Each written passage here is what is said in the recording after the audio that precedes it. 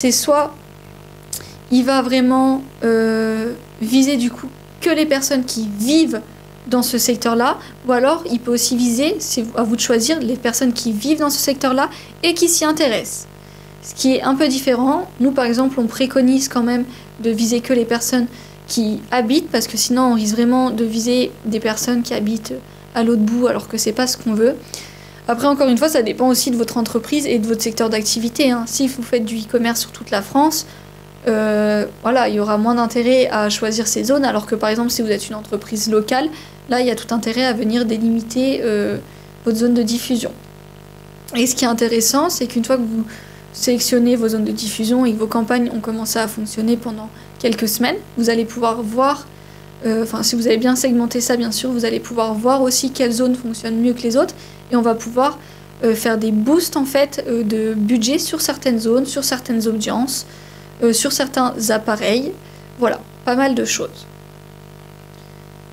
Donc voilà, c'est assez modulable. Ça permet de faire différents types de publicité. On peut tester pas mal de choses.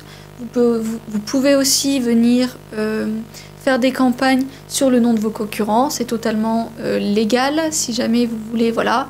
C'est ce qu'on fait avec certains clients. On crée des campagnes par exemple dans lesquelles on lui donne des mots-clés avec le nom des concurrents. Et comme ça, quand quelqu'un va rechercher le nom du concurrent, il peut atterrir sur vos sites internet. Voilà, j'avais autre chose en tête. Ah oui, la structure, je vous ai pas parlé un petit peu de comment on structurait une campagne.